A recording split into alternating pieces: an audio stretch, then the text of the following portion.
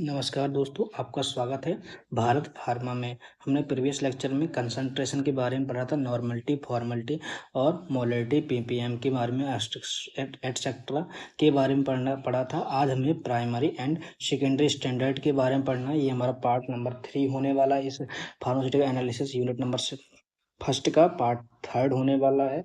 तो इसमें हमें क्या पढ़ना है, प्राइमरी एंड सेकेंडरी स्टैंडर्ड के बारे में स्टडी करनी है। तो आइए स्टार्ट करते हैं। ठीक है, प्राइमरी एंड सेकेंडरी स्टैंडर्ड के बारे में पढ़ना है, तो स्टार्ट करते हैं। तो पहले तो हमें स्टैंडर्ड के बारे में बताना चाहिए, स्टैंडर्ड होता क्या है।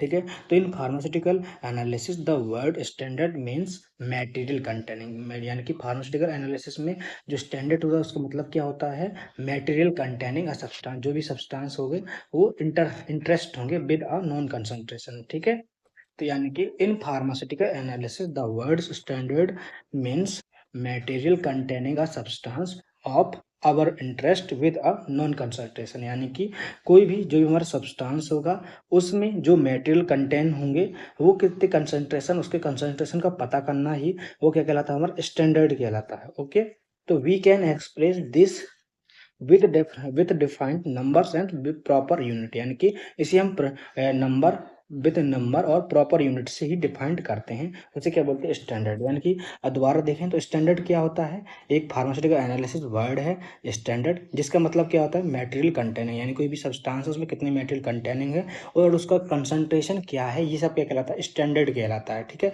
इसको एक्सप्रेस करते हैं, डिफाइन करते हैं किससे, नंबर और प्रॉपर यूनिट से। यानी कि जैसे मोल है तो मोल की यूनिट क्या है, एम। ठीक है, तो यानी कि ग्राम, ये सब क्या है, उसकी यूनिट और नंबर से ही डिनोट करते हैं, वो क्या कहलाता है, स्टैंडर्ड कहलाता है। ठीक है, अब हमें देखना है उसके फंक्शन, यानी कि वो काम क्या करता है, उसकी उपयोगिता क्या है, एप्लीकेशन क्या है। ठीक है, तो हमें देखना है फंक्शन उसके।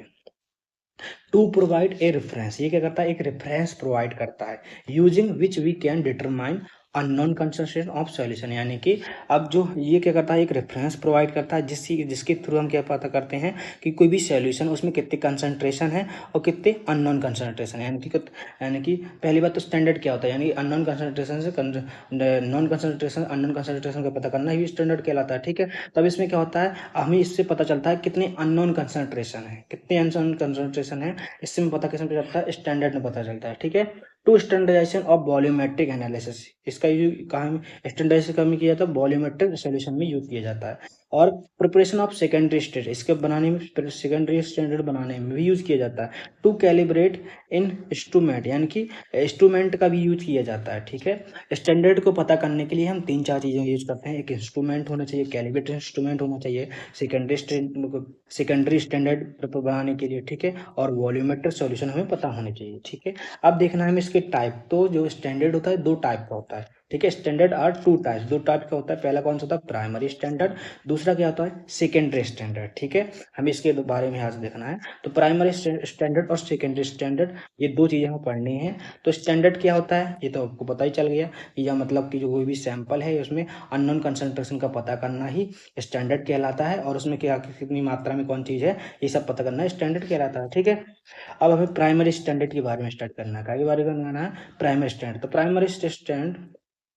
Primary standard is a reagent, primary standard क्या होता है, एक रिएजेंट होता है विच इज वेरी प्योर, जो क्या होता है, बहुत ही प्योर होता है, मतलब शुद्ध चीज होती है। ठीक है, generally representative of number of moles, ये क्या होता है, जनरली नंबर ऑफ मोल्स को ही रिप्रेजेंट करता है ऑफ सब्सटेंस, यानी कि कोई भी सब्सटेंस है या जो भी कोई सब्सटेंस है उसमें नंबर ऑफ मोल्स को पता कौन करता है, प्राइमरी स्टैंडर्ड पता करता है। ठीक है, ये primary standard is a reagent that stable, ये स्टेबल भी होता है। ठीक है, आप लिख सकते हैं primary standard is a reagent which is very pure, ये लिख सकते हैं। फिर दूसरे में लिख सकते हैं primary standard is a reagent that's stable, ये क्या होता है, इसकी स्टेबिलिटी भी बहुत अच्छी होती है। ठीक है, it is not a hydride, ये क्या होता है, हाइड्राइड नहीं होता है, और हैज नो हाइड्रेशन, यानी कि इसको वाटर में हाइड्रेशन भी नहीं होता है। And has a high molecular weight, और इसका मॉलिक्यूलर वेट भी क्या होता है, हाई होता है। ठीक है, primary standard are type typical use in a titration, यानी कि जो प्राइमरी स्टैंडर्ड होता है वो विभिन्न प्रकार के टाइट्रेशन में भी यूज किया जाता है, ठीक है। यानी कि are typical used in a titration, जो भी यानी कि इसमें and determine and unknown concentration and in after analytical techniques. इसमें क्या होते हैं, जो प्राइमरी स्टैंडर्ड होता है इसमें बहुत सारे टाइट्रेशन में भी यूज किया जाता है, ठीक है। और जो एनालिटिकल टेक्निक्स उसमें भी हमारे प्राइमरी स्टैंडर्ड का यूज किया जाता है, ठीक है। और फिर क्या है, हाई लेवल ऑफ प्योरिटी, ये तो मैंने पहले बता दिया कि ये हाई लेवल में प्योरिटी होता है, यानी कि प्योरिटी मतलब शुद्ध होना, हाई लेवल में प्योर होता है ये। लो रिएक्टिविटी, इसकी जो रिएक्टिविटी होती है वो लो होती है, ये यानी जल्दी रिएक्शन नहीं करता है। और हाई स्टेबल होता है, हाई स्टेबल है इसलिए जल्दी रिएक्ट नहीं करता है। एंड हाई इक्विवेलेंट वेट, और इसका इक्विवेलेंट वेट क्या होता है, ज़्यादा होता है, ठीक है। एंड टू रिड्यूस, जिससे क्या होता है ये कम error, to reduce error from mass measurement, जिससे क्या होता है ये हमारा कम एरर देता है, ठीक है। जब उसकी हाई लेवल प्योरिटी होगी तो उसकी एररता भी कम होगी, है ना, एरर भी कम होगी। नॉट हाइग्रोस्कोपिक, ये क्या होता है, हाइग्रोस्कोपिक नहीं होता है। And to reduce change in mass, ये क्या होता है, जो हमारा हमारे एनवायरनमेंट का जो भी एनवायरनमेंट होगा, ड्राई या जो भी होगा एनवायरनमेंट, उसमें अपना चेंजिंग दे देता है। एंड नॉन टॉक्सिक, टॉक्सिक भी ये ज़्यादा वो घातक या टॉक्सिक भी नहीं होता। एंड इन एक्सपेंसिव, ये एक्सपेंसिव यानी एक्सपेंसिव होता है। एंड रेडिली अवेलेबल, यानी ये सभी जगह पाया जा सकता है। And it should have a high relative, ये हाई रिलेटिव होता है। And molecules weight, so weight error may be invisible, यानी कि इसके क्या होती है, हाई रिलेटेबल मॉलिक्यूल्स होते हैं, जिसके कारण ये क्या होता है, एरर फ्री या एरर थोड़ी कम होती हैं, कम मात्रा में ही होती है।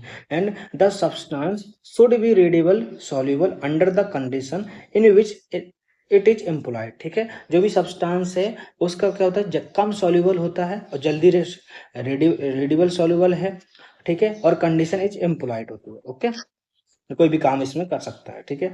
The substance commonly employed as a primary standard are mention below, ठीक है। जो सब्सटेंस है उनके नाम दे दिए हैं, जो प्राइमरी स्टैंडर्ड में जो भी आते हैं उनके नाम दे दिए उन्होंने। तो एसिड बेस जो भी रिएक्शन होती हैं वो प्राइमरी स्टैंडर्ड होती हैं, जैसे सोडियम कार्बोनेट, Na2CO3 जो सोडियम कार्बोनेट है वो क्या है, प्राइमरी स्टैंडर्ड है। एंड सोडियम टेट्रा बोरेट, जो सोडियम टेट्रा बोरेट है वो भी क्या है, प्राइमरी स्टैंडर्ड है। और पोटेशियम हाइड्रोजन पैथलेट, ये भी क्या है हमारा, जिसका फॉर्मूला KHC8H4O4, ये क्या है हमारा, प्राइमरी स्टैंडर्ड है। एंड पोटेशियम हाइड्रोजिनेट, ये भी हमारा क्या है, हमारा प्राइमरी स्टैंडर्ड है। अब हमें फिर क्या करा, इसके complex formation reaction pure metals, इसमें क्या होती है, हमारी प्योर मेटल का यूज किया गया, जैसे जिंक, कॉपर, मैग्नीशियम एंड, ठीक है, मैग्नीशियम एंड सैल्ट भी होता है, depending upon on the reaction, जो भी रिएक्शन यूज होनी है वो दे देता है वो। फिर प्रेसिपिटेशन रिएक्शन, ये प्रेसिपिटेशन रिएक्शन में भी यूज का होता है, ठीक है। ये कॉम्प्लेक्स रिएक्शन में यूज होना था वो बता दिए, अब प्रेसिपिटेशन रिएक्शन में जो यूज होना है वो बता रहा है। तो इसमें क्या होगा, जो हमारे प्रेसिपिटेशन रिएक्शन में क्या होता है, सिल्वर होता है, सिल्वर नाइट्रेट यूज होता है, सोडियम यूज होता है, क्लोराइड यूज होता है, एंड पोटेशियम क्लोराइड यूज होता है, और पोटेशियम ब्रोमाइड, यानी कि जो प्राइमरी स्टैंडर्ड में ये भी आते हैं। और प्राइमरी स्टैंडर्ड में कॉम्प्लेक्स जो भी फॉर्मुलेशन होते हैं वो भी आते हैं, कौन कौन सी, जिंक, कॉपर, मैग्नीशियम, मैग्नीज और सैल्ट, डिपेंडिंग ऑन द, जब आप कॉम्प्लेक्स टाइट्रेशन और प्रेसिपिटेशन टाइट्रेशन पढ़ोगे तो ये सब यूज होने वाली हैं, ठीक है। ऑक्सीडेशन, जब भी हम ऑक्सीडेशन रिएक्शन करते हैं तभी भी हमें प्राइमरी स्टैंडर्ड की यूज होते हैं। तो कौन कौन से यूज होते हैं, रिड्यूशन रिएक्शन, पोटेशियम डाइक्रोमेट का हम यूज करते हैं काय में, ऑक्सीडेशन में। इसका फार्मूला क्या होता है, K2Cr2O7, ये क्या है, पोटेशियम क्रोमेट है। एंड पोटेशियम ब्रोमेट का सूत्र क्या होता है, KBr। पोटेशियम आयोडेट का सूत्र क्या होता है, KiO3। और पोटेशियम ऑक्सीलेट का सूत्र क्या होता है, नहीं, सोडियम ऑक्सीलेट का सूत्र क्या होता है, Na2C2O4। ये याद करने पड़ते हैं, ठीक है। ये फॉर्मूला ये तो यूज ही हो जाना है, जब यूज करेंगे तो आपको अपने मन से याद हो जाएंगे, ठीक है। सेकेंडरी स्टैंडर्ड, जो प्राइमरी स्टैंडर्ड होता है उसी से सेकेंडरी स्टैंडर्ड बना होता है, और ये क्या होता है, कम प्योर होता है, यानी कि जो प्योर लो मात्रा में होगी तो इसकी स्टेबिलिटी भी कम होगी, और ये एरर फ्री भी नहीं होगा, और ये जल्दी प्राप्त भी नहीं होता है, यानी कि और ये जल्दी रिएक्ट भी कर जाएगा, ठीक है। यानी कि जो हमने प्राइमरी स्टैंडर्ड पढ़ा था उसके उल्टा पूरा सेकेंडरी स्टैंडर्ड होता है, इतना देख लो आप बस। ठीक है, तो secondary standard is a chemical, ये क्या है, केमिकल है, that has been standard against a primary standard. और ये क्या है, जो हमारे प्राइमरी स्टैंडर्ड है उसके अगेंस्ट हमारा वर्क करता है कौन, secondary standard. Okay, specific analysis, ये क्या होता है, एक स्पेसिफिक एनालिसिस है। And secondary standard are commonly use to calibrate, ये क्या के लिए यूज होता है, कैलिब्रेट एनालिटिकल मेथड में यूज किया जाता है। ठीक है, इस secondary standard is a substance which may be used for standardisation, यानी कि जो भी इसके सब्सटेंस हैं वो क्या हो जाते हैं, स्टैंडर्डाइजेशन में यूज किए जाते हैं। ठीक है, ये secondary is a standard that is a repaired in a laboratory, ये क्या होता है, लेबोरेटरी में यूज किए जाते हैं। ठीक है, एनालिसिस की लैब में यूज किए जाते हैं। It is usually standard against a primary standard, जो भी होते हैं प्राइमरी स्टैंडर्ड के अगेंस्ट काम करते हैं। ठीक है, it follows that are secondary standard solution is a solution in which the concentration of dissolved solute has not been determined from the weight of compound dissolved, but a reaction iteration of a volume of solution against a measure and volume of primary standard solution. ठीक है, अब ये कहना क्या चाह रहा है, it follows that a secondary standard, ठीक है, इज अ सॉल्यूशन, ये क्या एक सॉल्यूशन है जिसमें क्या होगा, कोई कंसंट्रेशन डिजॉल्व होगा और इसमें सॉल्यूट हैज बीन डिटरमाइन, इसमें क्या होते हैं, जो सॉल्यूट होते हैं वो डिटरमाइन नहीं होते हैं और इसका वोट जो भी वेट होगा, जो कंपाउंड का वेट होगा वो भी जल्दी रिएक्ट कर जाता है एंड टाइट्रेशन वॉल्यूम। ठीक है, ये सब कहना चाहता है।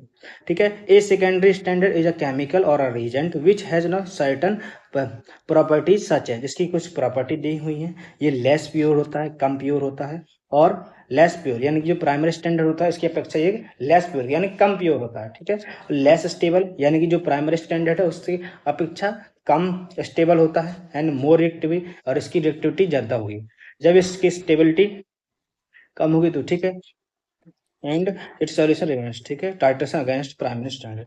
ठीक है, अब क्या देखना, देख लेना हमें प्राइमरी स्टैंडर्ड और सेकेंडरी स्टैंडर्ड में अंतर। ठीक है, तो यहाँ प्राइमरी डाल दे रहे हैं हम, प्राइमरी और सेकेंडरी स्टैंडर्ड में अंतर देख लेने हैं हमें। ठीक है, तो ये क्या होता है, हाई प्योर होता है। ठीक है, इसकी प्योरिटी ज़्यादा होती है। ये क्या होता है, लेस प्योर होता है। ठीक है, और इसकी स्टेबल हाई होता है, यानी कि हाई स्टेबल होता है। ये क्या होता है, लेस स्टेबल होता है। ठीक है, ये लो रिएक्टिविटी होती है, इसकी लो रिएक्ट करता है। ये क्या करता है, हाई रिएक्ट होता है, हाई रिएक्ट होता है। ठीक है, और ये क्या होता है, जल्दी मिल जाता है, यानी कि रेडिएबल होता है, रेडिली रेडिएबल होता है, और ये अनरेडिएबल यानी कि जल्दी नहीं मिलता है। ठीक है, और इस ये क्या होता है, रिएक्टिविटी जल्दी हो जाती है, और इसकी मतलब कि ये सब क्या है, उसके कंपेरिजन है प्राइमरी और सेकेंडरी। ठीक है, और ये क्या प्राइमरी, ये हमारा टाइट्रेशन में यूज होता है, और ये हमारी जो एनालिसिस की लैब होंगी उसमें यूज होता है। ठीक है, टाइट्रेशन कौन कौन सी टाइट्रेशन में यूज होता है, ये प्रेसिपिटेशन टाइट्रेशन में यूज होता है, और हमारा रेडॉक्स टाइट्रेशन में यूज होता है, और हमारे कॉम्प्लेक्स टाइट्रेशन में यूज होता है प्राइमरी सेकेंडरी। और प्राइमरी में जो भी हमारा प्रेसिपिटेशन होता है उसमें जैसे हम AgCl यानी कि सिल्वर नाइट्रेट, सिल्वर जो भी यूज करते हैं वो, रेडॉक्स में पोटेशियम ब्रोमेट, ये भी पोटेशियम क्रोमेट, ये भी सब यूज होते हैं। ये सब का एग्जाम्पल प्राइमरी के। ठीक है, तो ये क्या थे, अंतर थे, इसके अंतर के थ्रू आप अब कंपेरिजन करेंगे तो जल्दी समझ में आ जाएंगे।